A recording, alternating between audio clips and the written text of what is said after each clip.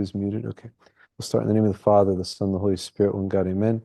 Christ our God, we ask you to bless us, be in our midst, allow us to study this writing of St. Athanasius, allow it to be for the nourishment of our souls, allow us to deepen our relationship with you through the prayer and supplication of the Mother of God, St. John Chrysostom, St. Athanasius. Hear us, O Lord, as we pray and say, Our Father, who art in heaven, hallowed be thy name.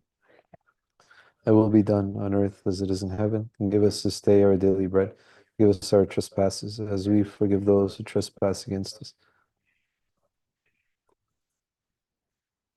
So, our Lord, for thine is the kingdom, the power, and the glory forever. Okay, thank you all for being here. I am pretty sure that let me just make sure that that's all good there. Yeah, I'm pretty sure that I didn't do a good job first time around, and I'm going to try a second time around to make sure that I can really hit home the issue of um, of what Saint Athanasius is really grappling at, in order for us to kind of understand exactly what it is, what essentially is our salvation. And so we're going to go through some of the texts that we did last week, but we're also going to try and create a bigger picture of it, or a clearer picture of it. I'm going to use primarily this resource by Khaled Anatolius. It's just on Athanasius. It's published by Routledge. I read the introduction, especially on these two books, Contra Gentes, or Against the Heathens, and on the Incarnation. And I pulled out a lot of great quotes that I think really crystallizes the main issue here, or the main issue in this very beginning part of it. Khaled Anatolius is a scholar in St. Athanasius. He is a Catholic priest in I think in the Byzantine Rite. So basically Greek Orthodox or Byzantine Orthodox, but under Rome. Very, very well studied. I was blessed to be able to take a course with him when I was in seminary, and he taught on St. Athanasius. So there's just so much to learn from him. So he is explaining that the introduction to Contra Gentes, or Against the Heathen, as well as on the Incarnation, is really trying to describe clearly who is God and who are we in relationship to God. So in terms of the doctrine of God or the teachings of God, Athanasius places a dramatic emphasis on the simultaneous contrast and interplay between the beyondness of divine nature and God's goodness and loving kindness. And what that essentially means is what we talked about last week. God is completely other. God is completely beyond us. God is, self-sufficient. God is inaccessible. God is timeless, uncontainable, immutable, ineffable. We talked about all of this last week. But God, the creator of the universe and king of all, who is beyond all being, beyond all types of understanding of what it means to exist, and beyond human conception, inasmuch as he is also good and utterly noble, has made humanity in his own image through his own word, our Savior Jesus Christ. So he is beyond us, but because of his goodness and his love for humanity, this section here is taken directly from Against the Heathen, or Against the Greek, section 2, which we read last week. Even though he's completely beyond us, he has, out of his love, created us, and he enters into a relationship with us. Now, that idea of relationship is going to be hard to kind of nail down. Relationship can mean so many different things. It can mean conversation, can mean participation. It can mean, like we were talking about, assimilation. that relationship between us and God is something that is, there's a connection between us and God. God creates this connection when he creates us. So we have his divine nature, which is completely beyond us. Like sometimes when we think God is divine, we think of like all powerful, all knowing, all present, like all of these all word. And but at the same time, even with all of that, he is he is still kind of completely beyond our understanding of what God is and who God is. So this is when we start to say, who is God? And this, by the way, is shared by the Greek world. The Greek world, when you talk about divine nature, I'm talking about the Greek world of non-Christians, they can accept God as being beyond. In fact, that's their emphasis. That's their emphasis. What they can't understand is why would that God who is divine break that and come and be in a relationship with humans in the way that Christianity speaks about it. So then we talk about creation. So creation becomes an act of God's love and an act of God entering into relationships. So creation is understood as the act whereby the one who is beyond all being, the one who is divine, becomes the generous source of created being and desires to grant humanity knowledge of and communion with himself. So I'm gonna repeat a lot of this because all of this is connected together. Creation is this act whereby God, who is beyond everything, right? Basically, imagine God as somebody sitting in a room, never to get out, right? He's sitting in a room, he never gets out. That's God. God is the one who sits in this room and doesn't get out. And we can't go in. And there's a door between us. But then God, who is capable of coming out, comes out and he starts to speak to us. First off, he creates us, and then he gives us knowledge of him and communion with him. Communion is that relationship word again. We say we believe in one God, God the Father, the Pantocrator, creator of all things, visible and invisible. That's our creed. When we say the word creator, we're not just talking about facts. We're also recognizing the one who is the creator is the one who created us out of his love. It's a statement of faith, and it's a statement of God's love. We're going to get to the text. Those of you who didn't read the text, we read the first 3 sections last week. It's on a YouTube video now on our channel, and you can go back and re-listen to it at 1.5 speed because I speak slowly. Then this will all make sense. This is kind of part 2 of our conversation. Now, creation, humanity is a subset of creation because he creates everything. But now humanity, or human nature, and I'm going to use that word feces, the other nature, the other word, you have this idea of feces is, it's a word that comes up often in the Greek. And so I just wanted to designate it. When we talk about human nature, we have to understand human nature is incapable of knowing or relating to God because he is beyond all being. So it's not like if I'm, again, going back to that dumb analogy or that dumb example I just gave, God's in that room over there. Human nature, and let's say we're human nature, we don't have the ability to go into that room. We don't have the ability to even know what's in that room. That's because we're human, right? There's a big, a stark line between the two. And I actually had that word over here. That last word there, transcendence. Transcendence is that idea that's completely beyond us. God is, and this is all true. But what happens is that transcendence of God is because of God's action, he condescends or breaks that. He condescends and he creates us. He creates us out of nothing, right? This is another thing where people, the people who followed Plato and others, they didn't like this idea of out of nothing, because out of nothing, um,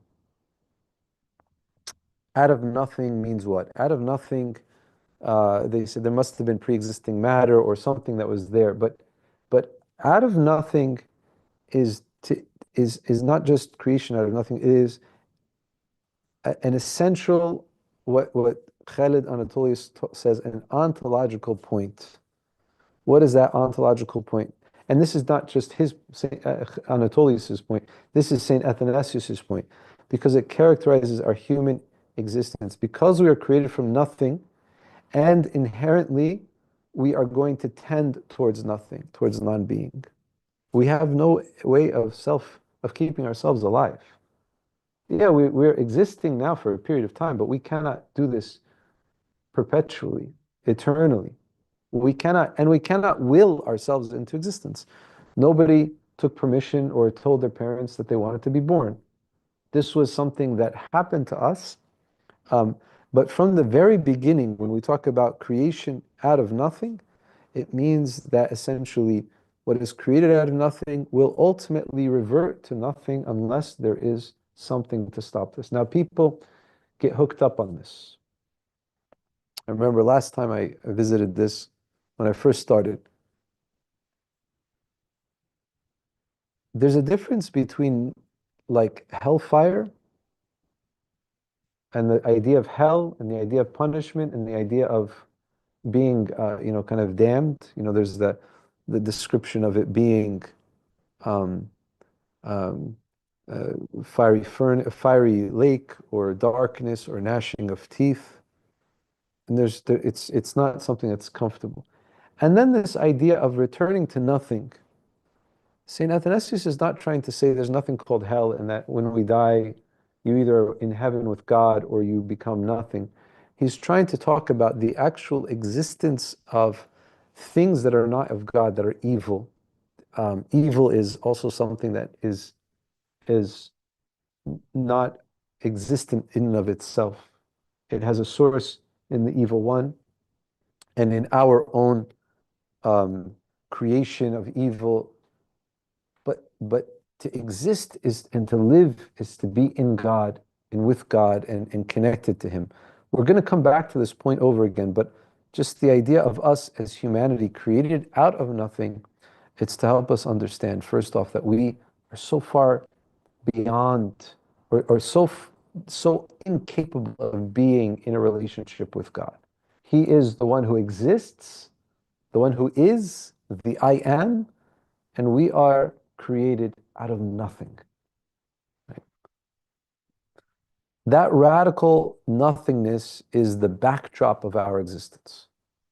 That complete nothingness, like like the idea that humans were created when any type of theory, right, of some sort of pre-existing bacteria that developed and created whatever and develops is starkly against the anthropology. We could talk about the anthropology of Saint Athanasius, this idea of what it means to be human. Humans lack the ability to be, lack the ability to exist or to preserve itself in being on its own. And that's why, again, we drink, we take our energy from other places. We can't just exist. So for human beings to actually exist, human nature must be radically complemented by the dynamic of grace, or charis in the Greek, charis, which corresponds to the divine philanthropia, or love of man. Philo is love, anthropos is man or humanity, the love of man, the philanthropia. And when we hear that word in the liturgy, lover of mankind, it's really hitting on that idea of grace. We don't deserve his love, but he created us in order to love us. He created us so that he could show us his love. The aspect of grace in the human being is the gift that is granted to humanity, this gift of participation in God the Word, in whom all created things have their consistence. What does this mean? That this gift or this grace is that we can be in a relationship with God through His Word. What does that relationship look like? It was described in kind of some ways in the New Testament, right? God was speaking with Adam in the garden. God was telling him what to do. God walked in the garden, and of course, God created him with His own hands, spoke to him, gave him a helpmate. There was this relationship that we had, and this was the idea of grace. We're gonna define this term a little bit more in a second. So humanity is conceived simultaneously as being of a corruptible nature that tends towards nothingness, in contrast to the perfect and transcendent nature of God, because God is one and we're completely the other, and yet as possessing the grace of participating in divine life because of the divine philanthropia, which overcomes the natural disparity between the God who is and the creation that comes to be from nothing. So what does that mean? It means that even though we're supposed to return to nothing, the grace of God and our relationship with God keeps us alive. Keeps us alive. And we were created, even though it says here, as being of a corruptible nature, we were created for incorruption. We say that in the liturgy. In the liturgy, sometimes you say we were created in incorruption. It's not a good translation. It's supposed to be created for incorruption. And this comes from a verse in Wisdom, which, forgive me, I don't have it off the top of my head, but this is, and that other thing, death which entered into the world through the envy of the devil, is also taken from a verse from the Wisdom of Solomon. So we were created for incorruption. We were created to be in a relationship with God. And I hope, Yani, you can fast forward to what the church does. The church allows us to return to this being through the sacraments. It's not just an intangible relationship with God, but a tangible relationship. I am baptized in water and anointed with oil, and I partake of the body and blood of Christ. All of this is a way for me to tangibly, through the sacraments, live that life of holiness that I was created for in the garden. But let's not fast forward too much. We could pause there for a second if that's something people want to talk about for a minute. Okay. Moving on. So now it's important to know that, like, kind of like in the Western tradition, the idea of nature and the idea of grace are translated in a different way than what St. Athanasius is translating here. We have to understand that this is just because you hear a word, especially if you come from a different tradition, like if you come from a Western tradition and you hear the word grace, immediately you're going to say, oh, grace is an unmerited gift, a free gift, a gift that wasn't deserved. It's grace. And nature, just the inherent qualities within a human being. Nature of a human being, eyes, ears, nose, male, female, whatever it is, the nature, the qualities of a human being. This is the qualities, like you'd say, the qualities of what's the nature of a banana, right? What's the nature of an orange? And you can describe the difference in the nature between a banana and an orange from the inherent qualities. But for Saint Athanasius, and it's not just Saint Athanasius, he's saying this is what is biblical. Human nature and grace are both related. Human nature refers to the cause of creation's being and its intrinsic orientation to nothingness. So what it means to be human is to be created by God in the image and likeness of God. That's the cause. Because God wanted to create us, that's why we're created. And being human is to be oriented towards nothingness on my own.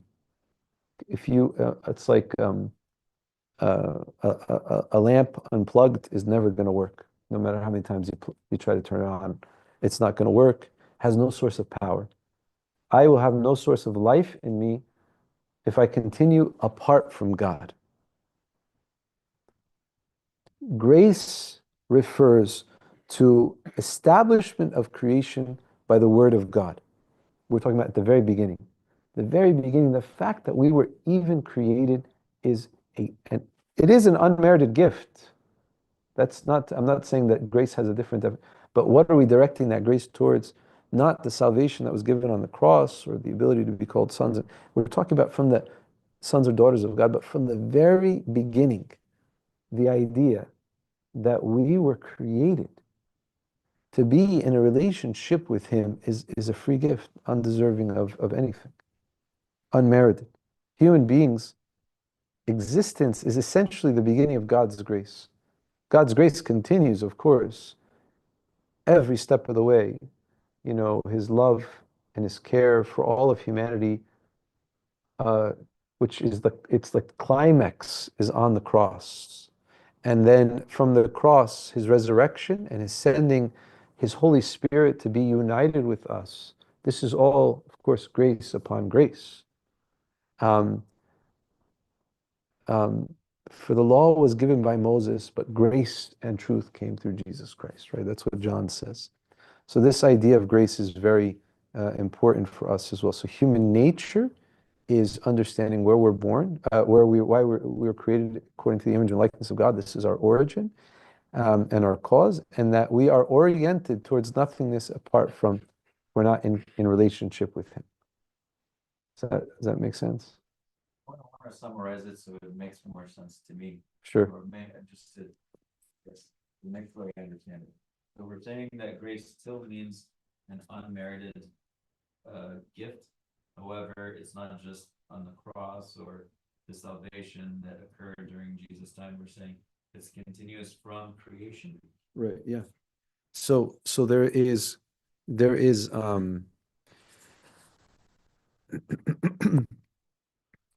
a way of looking at grace from God's point of view, and I have a longer conversation. I have a longer uh, treatment of this. I have this someplace where in the writings of Saint Athanasius and the writings of Saint Cyril, I talk about it from a human perspective and from God's perspective, right?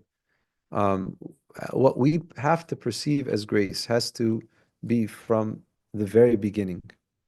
Um, the ability for us to be in a relationship with God, the ability for us to meditate on His Word, the ability for us to see and feel and touch and hear, and kind of continue this through Jesus Christ. And then from God's point of view, the acts that He did, right? So the fact that He created us to be in a relationship with Him, right? So from our point of view, the fact that we can be in a relationship with Him. And then, of course, today we say, how can I be in a relationship with Him? We'd say through the sacramental life in the church. But that's not the beginning of grace. That's not the, like, so, the Western tradition is like amazing grace, how sweet the sound, right? That saved a wretch like me, right? But it's not about the saving. It's from the very beginning. Everything that God has done for us has been his been grace for us, right? And that final, it's good for us to look at that as grace as well, that gift of salvation. But the gift of existence too is just as important. But would the Western thought disagree with our sentiments? No, it's just redefine things. It's what's that? Go deeper. Yeah. So- What is orientation based on? Like you leave us, we become nothing. Without God, we become nothing. We die. We become uncreated. Not just no no. We're gonna use that word uncreated in a second. We are where you start is where you end, right? You start from nothing. The trajectory is to nothing. Um, there's no immortality within that picture as a human being, right? It's not. It's like anything that's been created is created in nothing. Will return to that same state. Like grace is like grace is the establishment of creation, the creation event. Like okay, we are creatures now that were created, but without God's Grace is like past, present, future. So the grace, yeah, the grace is that ability to enter into a relationship, a grace that wasn't given to, let's say, the animals, or the animals have their own relationship. But for us, as the pinnacle of creation, we were given that ability to be in a relationship with God and the ability to live immortally, with Him in that relationship. And this is, we're going to see this in the writing himself, St. Athanasius writes.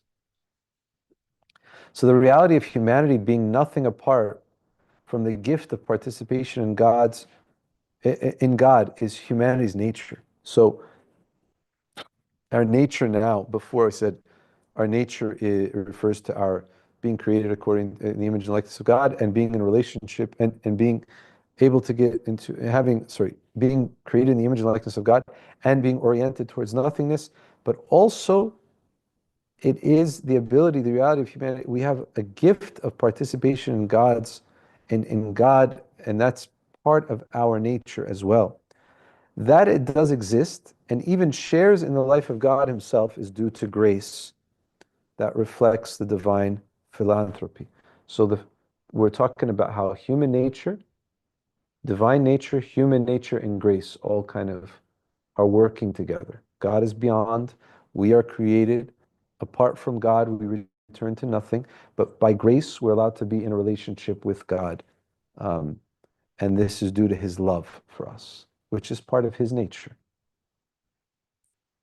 Humanity, now there's two movements here. Humanity's or divine condescension and humanity's ascent. So condescension is this coming down, and that's a technical word from the Greek, which this is the best translation, the idea of Him leaving and coming, or kind of His nature being so beyond us, Him leaving that kind of nature of being so beyond humanity and coming to interface with us or interact with us on some level. Again, His creation, the fact that He says, He let us make man in our image and likeness, and He forms man out of the dust of the earth. That idea, even though God doesn't have hands, what God is doing through the writings of Moses, is to say, this is the level of His condescension. It is as if God started playing in the dirt and forming us and making us. This is the intimate connection between His creation of us versus the creation of everything else. Before He'd say, let the sea make fish according to their likeness or whatever, and let the earth produce vegetation, and He said everything by His word. But when it came to humanity, He does it with His hands. And this is a different type of creation. So humanity is ordained by the radical logic of its constitution to rise up above itself and maintain its being by virtue of its conversation with God. If I'm not mistaken, okay, yeah, so this conversation with God is this, what we've kind of been talking about, communion or relationship, but we were meant to be conversing, interacting with God. Whence its being is derived and sustained. This framework is consistently central to Athanasius' theological vision throughout his career. It is given systematic expression in Against the Greeks and On the Incarnation, those two books. We're reading Against the Greeks right now, where Athanasius sketches a comprehensive portrait of the ascending structure of the human being, ascending according to the original creation. But here, the inversion of this structure of ascent by humanity's descent into sin. So when we are living without sin, we are ascending towards God. But what happens is when we sin, we begin to descend or fall away from God. And then it says, and the salvific descent of the Word. So then, as we're descending into death, the Word Himself comes down, and He effects humanity's renewed ascent into deification or becoming like God. So God creates us in this orientation towards Him. We're supposed to ascend. Then what happens is sin gets in the way and we die and we start to descend into, it's not just death, physical death, but spiritual death, eternal death, eternal death. And so Christ comes down to bring us back to return to God so that we can again look towards him and be in a relationship with him. The model of salvation here is a relationship with God that was broken because of sin. So Christ comes down to die on the cross to destroy the power of sin and to destroy death so that we can again return to be in a relationship with God. That relationship of God is, again, pointing to the sacramental life in the church. That's like the pinnacle, like the Eucharist, like communion, coming to the divine liturgy. That is the greatest way that you can be in relationship with God. Don't think like, let's say you owned a soup kitchen and you served hundreds and hundreds and hundreds of poor people every day.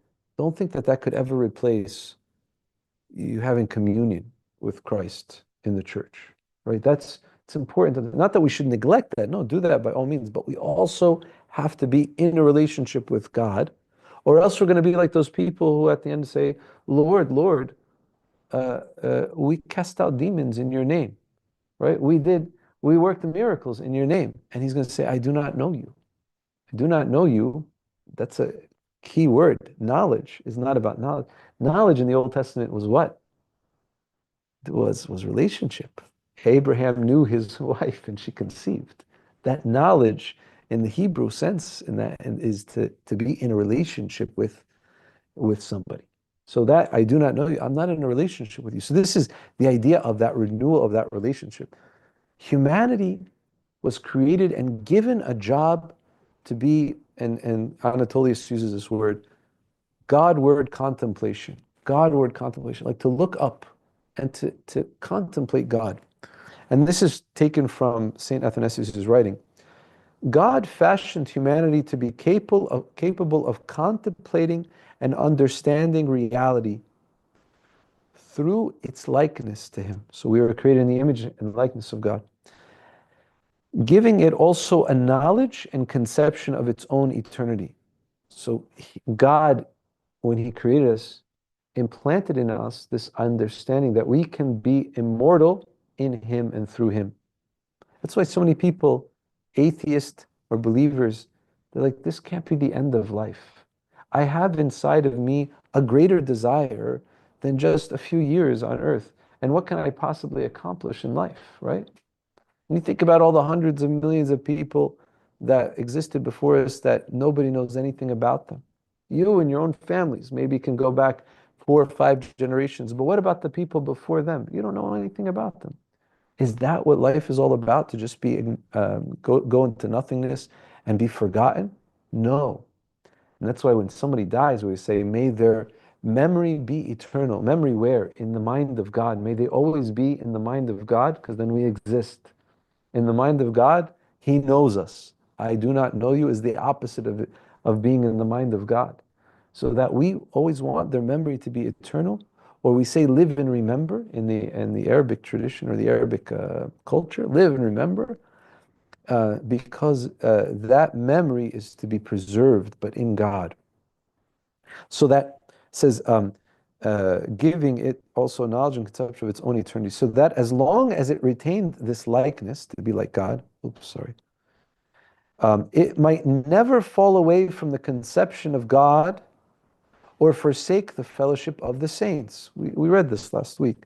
So this is where we're supposed to be. Godward contemplation, to never forget the conception of God and who God is, and to never forsake the fellowship of the saints, being with the others who are holy. But holding on to the grace of the giver and the power, the grace, so we say, holding on to the grace of the giver and the power which is granted to it as its own, and which is from the Father's word, humanity might rejoice and converse with God, living a secure and truly blessed and immortal life. For having no impediment to its knowledge of the divine, through its purity, it always contemplates God the Word, the image of the Father, in whose image it came into being. Humanity is filled with great admiration when it perceives the providence exercised by God toward the universe. It is above sensible realities and all bodily images as it binds itself to the divine and intelligible realities in heaven by the power of its mind. So we're going to talk about the mind and the body and the soul in a second. But the power of the mind is meant to drive it to contemplate what is the reality of God. For when the human mind is not engaged with bodily things and has no bodily desires mingled with itself from outside, but is completely above that, above the body, and engaged with itself as it was created from the beginning, then it transcends what is sensible, meaning what is physical, and all human things, and it rises to sublime heights. And seeing the Word, it sees also in him the Father of the Word. So that humans, even though we were created with a body, we were not to be controlled by the body, seduced by the body, enslaved by the body, right? This was not supposed to be the goal. The body was supposed to be a mechanism or a way for the soul and the mind to reach towards God. And this is why when you read the life of Anthony, which St. Athanasius also wrote, is the embodiment of this theology. St. Athanasius is trying to teach us the one who understands the incarnation and salvation is Anthony. And it's not because you have to leave the world and live in the desert. He says this is the one whose body is controlled by his mind and has his soul steering that ship towards God. And look what a person can accomplish when that happens, right? So this is very powerful here. Now, speaking about body, mind, soul, and mind, we need a little bit of Greek philosophy here, but it's not too hard.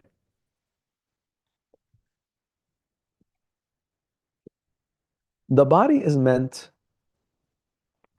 to be the point of departure, as it were, for the ascent of self-transcendence. Self-transcendence is what? Is that going towards God who is transcendent, God who is completely other. That it's basically the body is the arms and legs and eyes and hands and ears, right? That goes towards God. Like the body is there to read the word of God, to walk to church, to do acts of mercy for others, right? That's what the body is there for, to help the soul and the spirit thrive, right? When it becomes instead the end point of an orientation to self-indulgence, its proper ontological dynamism or its power is inverted. So then the body can become self-seeking, self-indulgent, and then we are not oriented towards God, but oriented inward. And he says something really crazy about this. Oh, please, I might not have. Maybe, hopefully I have it towards the end. But he says, this is St. Athanasius. CG is Contra Gentes 3, that's the section. We read this last week. But human beings, despising better things and becoming reluctant to comprehend them, pursued rather what was closer to themselves, the physical, the sensible, right? The tangible. But what was closer to them was the body and its sensations. Thus, they averted their minds from intelligible realities, the idea of God, and everything that's greater than itself, and began to be concerned with themselves. By being concerned with themselves and seizing upon the body and other sensible realities, they became deceived by their own identity and they succumbed to their desires, preferring what is their own to the contemplation of the divine things. And he says a lot more about this. If I remember the text, section 3, he says, for having departed from the consideration of the one and the true, namely God, and from the desire of him, they have thenceforward embarked on diverse lusts and in those of the several bodily senses. They began, and then it says, and they began to be, these senses, began to be habituated in their souls. They began to be habituated to these desires, so that they were even afraid to leave them. What if I leave, this pleasure or this joy? What's going to become of me? Right? We kind of, on some level, we go a little bit nuts, not we, as you get older and you fast more, it's not a big deal. But like if you look at a little kid who's looking at the face of Great Lent, one of my sons, I'm saying, what am I going to do? Can't drink milk for the next 55 days, right? That's like, for them, that's what they're oriented. They're oriented towards their own body and the pleasures of their body, right? Right? It's not, I'm like, Habibi, you're not going to go thirsty. You can drink water. It's not the same, right? And then for us, this is, for us, we have to think about it in how it relates to us. So Athanasius now, he speaks about the structure of the human body in terms of soul, psyche, and mind, nous. In distinguishing between the soul and the mind, he is using Plato's three-part division of the soul, right? And it's good, it's useful. So Plato divides the soul into three parts: appetitive, reasonable, and spirited. This is important even today for us to understand the soul, because the areas of the soul that are places where sin can be, vice can be, is exactly the same place where virtue can be. So for every vice, there's a virtue, and the slot in the soul where it goes, it's either the vice or the virtue. That makes sense. So either you have the vice or the virtue, and you can't have both.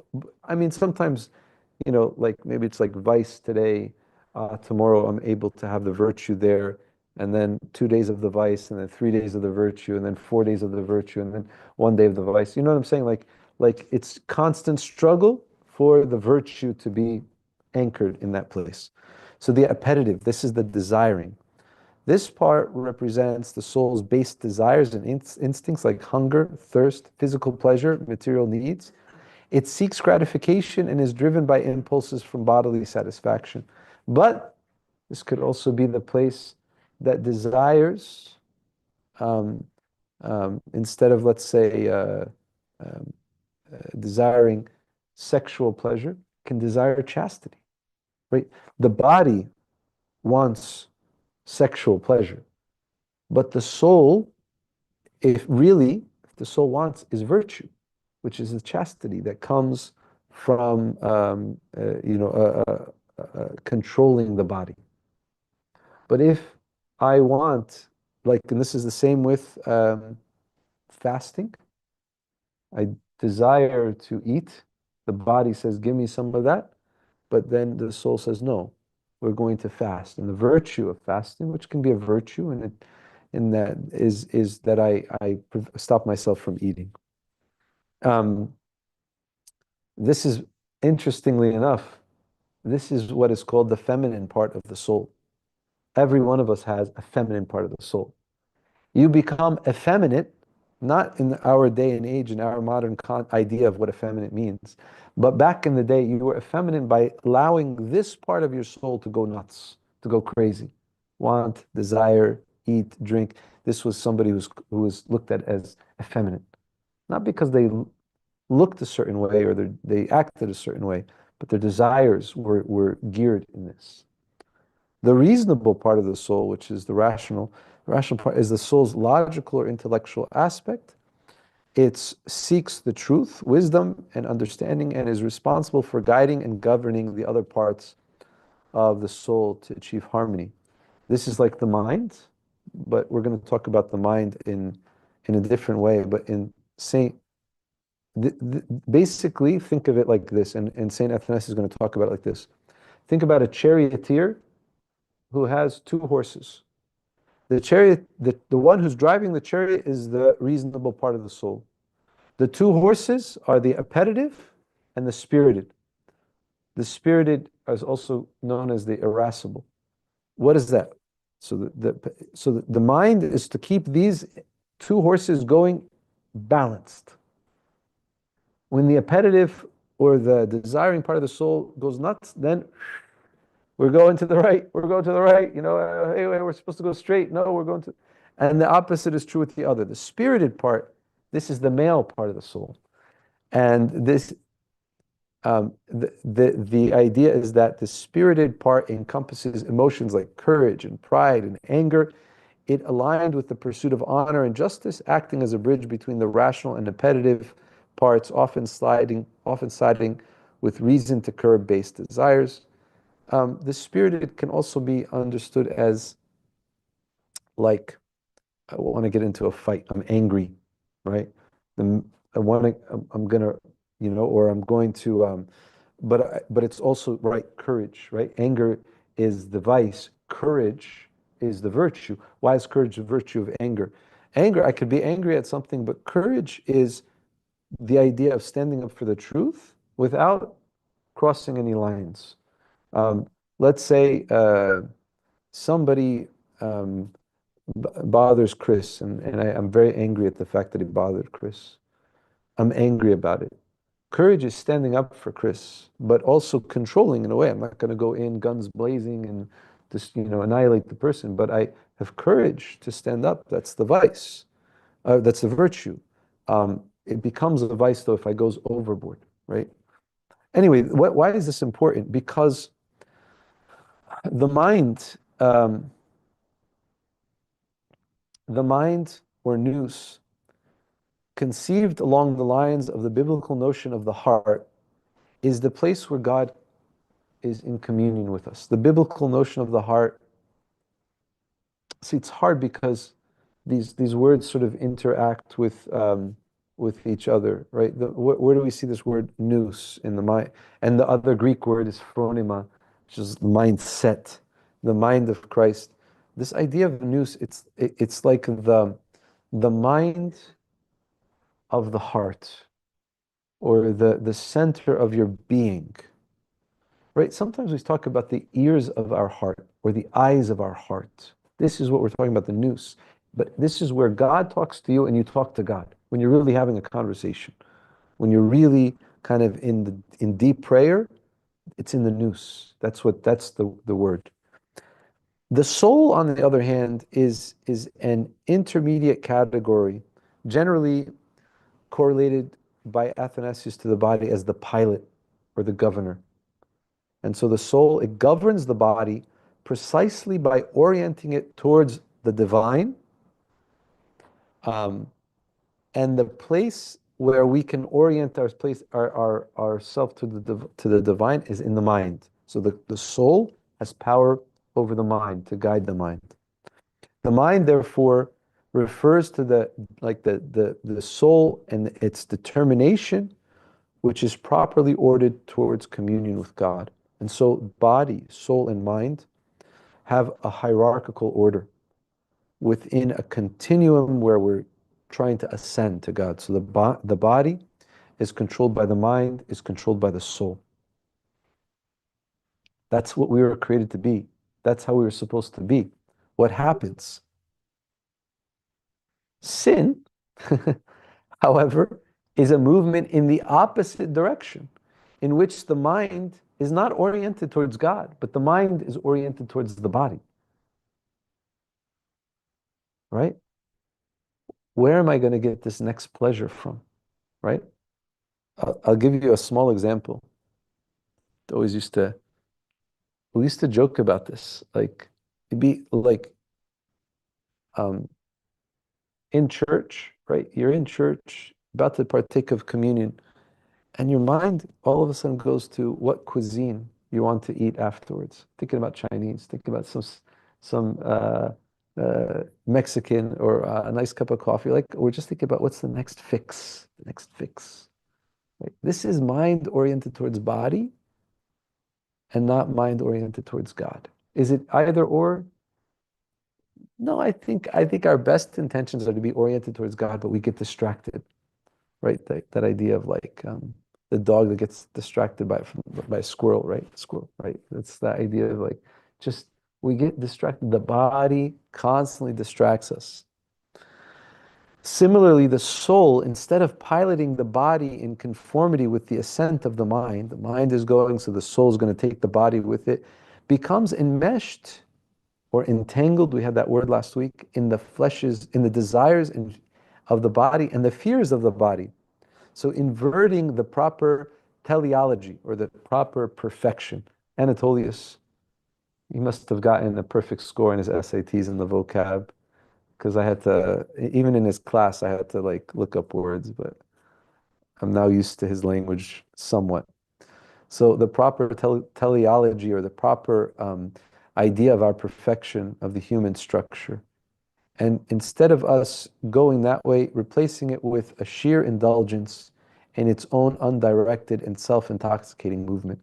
The result is that the body then also then performs actions that are opposite of its natural movements.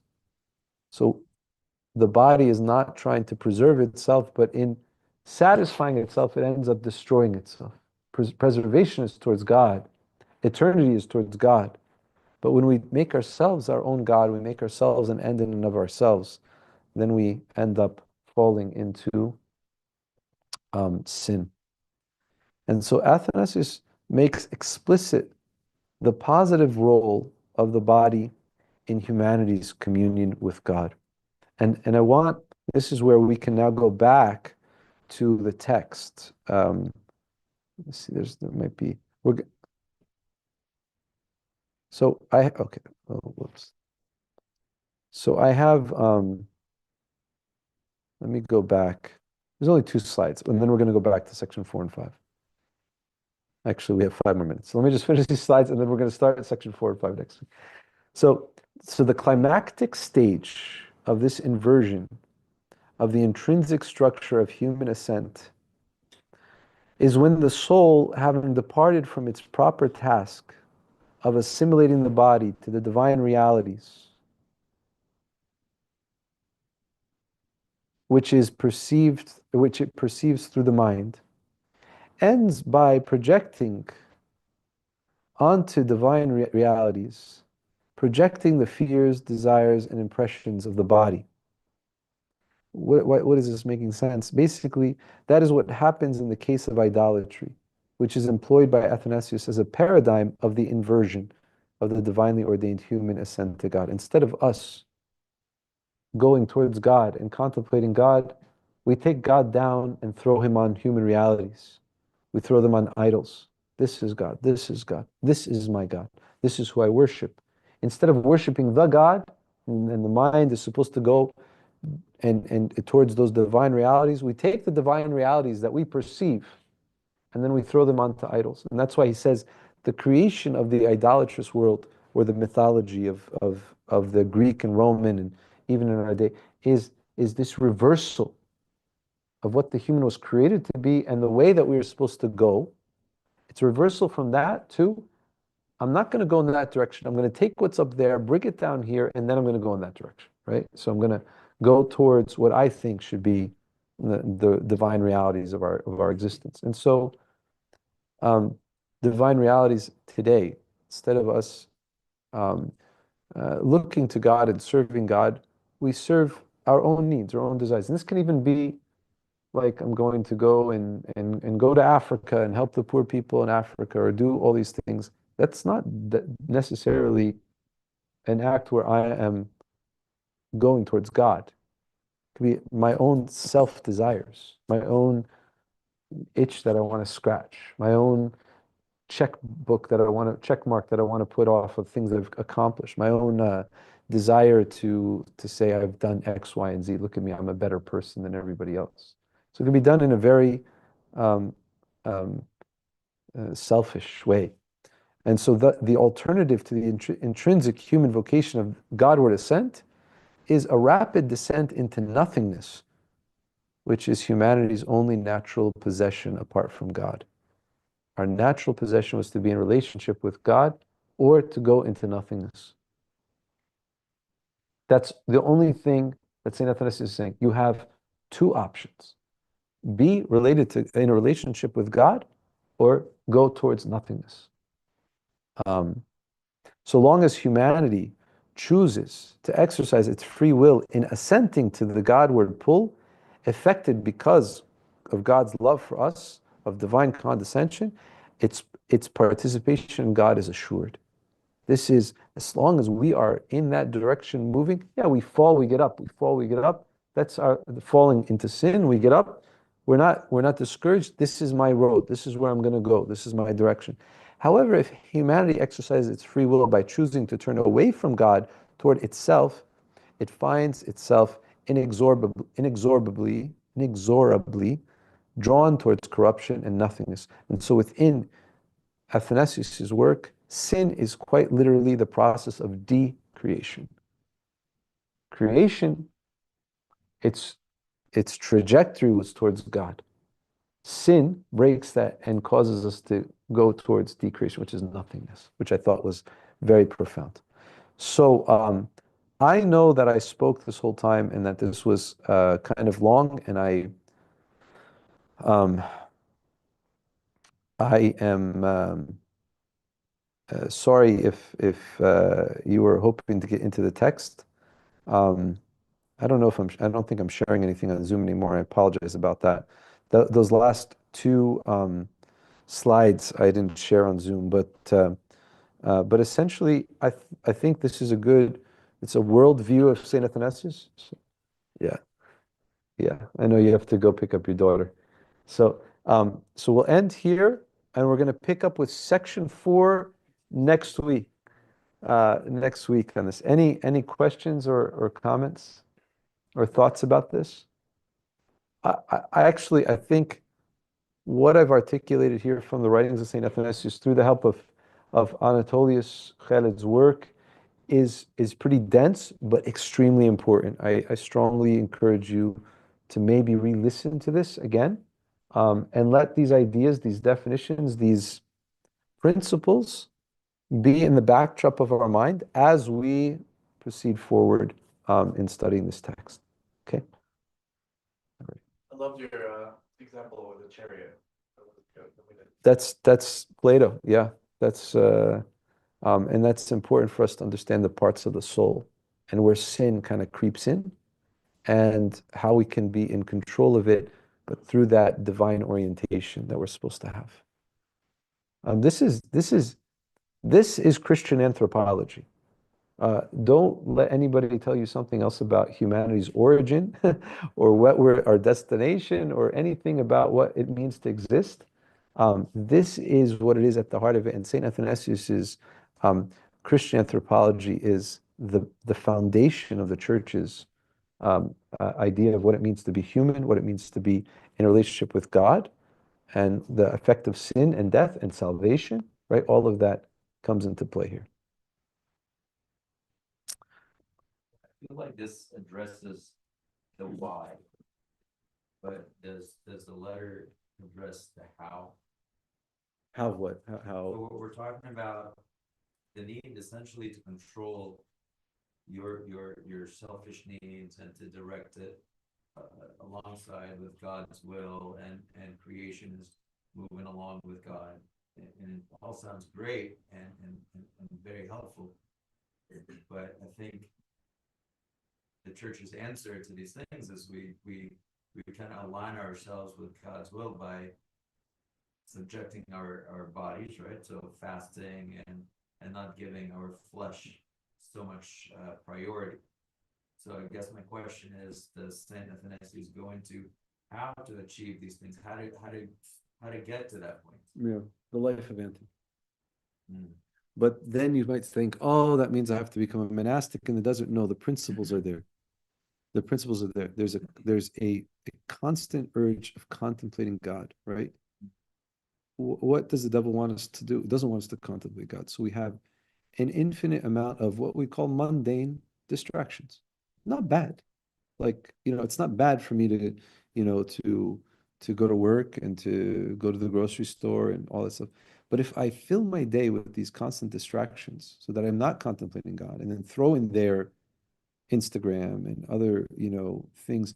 All of that is meant for you not to contemplate God, that's if we contemplate God, which means, the best way I could think about contemplating God is newlyweds, right? Who are always constantly thinking of each other, right? Or even in the engagement period, someone who's constantly thinking of the other person.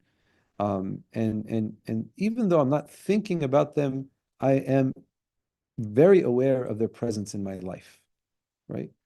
Or someone who has a child, right? I am like ontologically changed, right? Before I was just a man, then I became a husband. Now I'm a father. It can't change me now. I'm a father. I think of myself, act myself. Ryan, if you ever have to go, it's okay. I know you have right. So the idea of me as a father, that is, I'm in constant relationship with my wife and my kids, even though they're not here. Everything I do in my life is oriented towards that in some way, shape, or form, right? Um, and so for us, we have to now have that in our relationship with God. But the body's power over us is incredible. And then the things that the devil throws into there, like a little addiction here, a little addiction there, right? Or a little, it's not even addiction. I'm not addicted to this, but I can't stop looking or doing something, or being and so or incredible work schedules, right? 60, 70, 80 hours a week. Um, all of that is what takes us away from that orientation. So there is the ascetical practices plus the orientation towards God, and then also, you are bound, and there's even in the monastic writings to be periods of your time where you're really fighting against sin, right? So how do I keep going in those directions? The problem not necessarily is not the sin, but it's the keep sinning. It's the I'm not going to stop sinning. It's the I'm not going to repent about this. I'm not going to, kind of take a step forward. All of that is what becomes problematic. I think in our view also of what it means to be a good Christian, sometimes we think a good Christian means to have no sin. No, that of course, yeah, that would be a good Christian. But also a good Christian is someone who, even though I have 1,000 sins, I trust in God, right? Even though I might be the worst, and I consider myself the worst, right? We say we stand before God, of whom I am the chief among sinners, right? Like St. Paul says. That person, though, but trusts in the power of the cross and the salvation that God has accomplished, that it's even able to save a wretch like me, to take that Amazing Grace song again. To take, and so that idea of the how, though, is fundamentally being a human being, which is oriented towards God, right? That is really an essential part of our being. So Saint Anthony's letters now, written by Saint Anthony, he often talks about how we can return to being in a natural state, how we can return to being human again. And St. Athanasius later on the Incarnation says we were dehumanized because of sin, and through Christ's incarnation we can become human again. Now, all of that is very very important. It's critical. In fact, it's critical for our understanding of our salvation and moving forward. The how is there definitely. Um, sure. Okay. Take care. All right. Is the soul and the mind one? Like when like that one slide it said the soul was the psyche. I would have intuitively thought the mind was the psyche. Like are they? Yeah. Yeah, the soul. So the soul is the there's a couple of ways of looking at this. The soul as being the place that um, when it is it's what animates, kind of animates the body, the emotions of the body, right? It's the soul can be like when you think about psychology or psychiatry, that's the the emotional state, as opposed to the mind is like the center of your being. The soul is kind of what animates, but but the mind is the center. The soul here Saint Athanasius has the soul as kind of like the if the soul has three parts, right? Think about the soul having three parts. The soul is those three parts are what drive the body and the mind, you know, in one direction or the other, right? The appetitive part of the soul, the reasonable part of the soul, which it sounds redundant, the reasonable part of the soul has a mind. In Plato, I think the mind also plays a part in the soul. It's all interconnected, right? But and I don't want to say anything that messes this up too much, but essentially the mind is the nous is the mind and the heart are together. Like when you say, "Create in me a clean heart, O God," that's the nous, right? The mind and the heart are together, and that's essentially the pure in heart, right?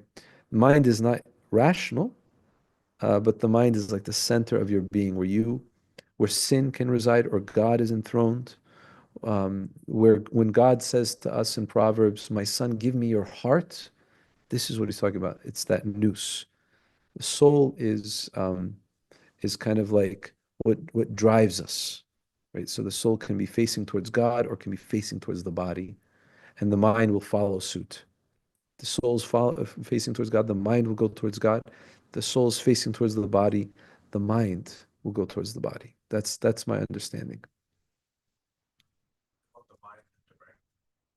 The soul is directing the mind, and the mind is where you're oriented, right? Essentially. So back to that part because I'm trying to understand it.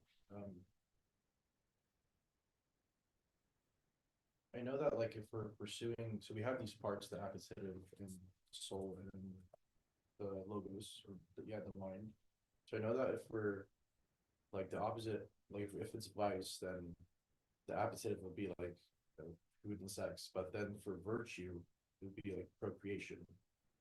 Like if we're gonna No. So yeah, no. Virtue won't be procreation. Virtue would be something else. But virtue, it's virtue is like where vice would be adultery, right? Virtue is more fidelity and faithfulness to a spouse. Or wouldn't that be like the soul part too? Or This is the soul. This is what we're talking about, the three parts of the soul.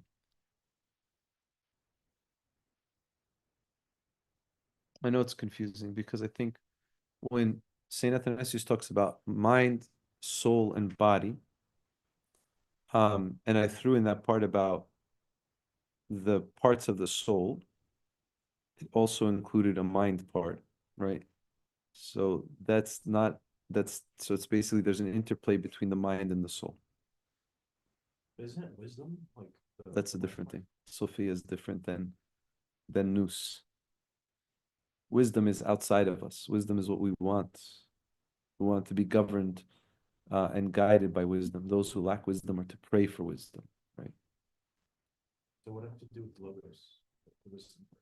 Logos is the rationale, and that is either something that's going to be formed by the logos, formed by that, or carried away by distracting ideas.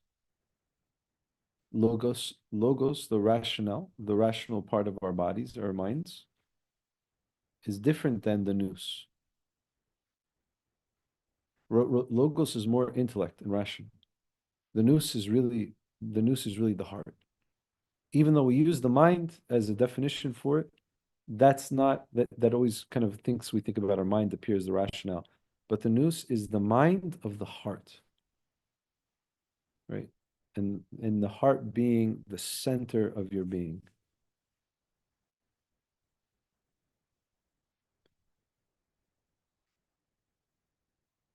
It's why when God says, anyone who looks at a woman with lust or hates his brother has committed adultery in his heart or committed murder in his heart.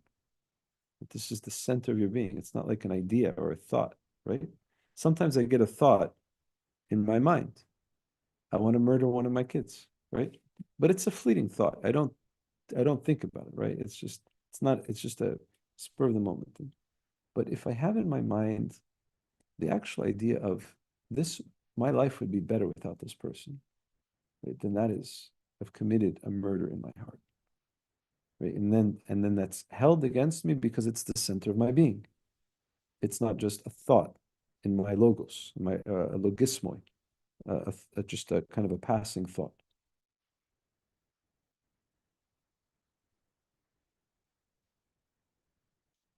You need to actually understand this more for your profession. So we'll deal more with this later. I'll give you some other things to talk about. All right, I think it's good enough. We're going to meet next week again. Keep going. Section 4. I know I told you to read to section 8, so just kind of repeat section 1, 2, and 3 in light of what I've read and we spoke about today. Read section 1, 2, and 3, and go to 4, 5, 6, 7, 8 if you can. And we're going to come back to this again next week. You don't have to be completely prepared. Having some understanding is good, but we're going to repeat important sections. All right? Okay. Go in peace. The peace of the Lord be with you.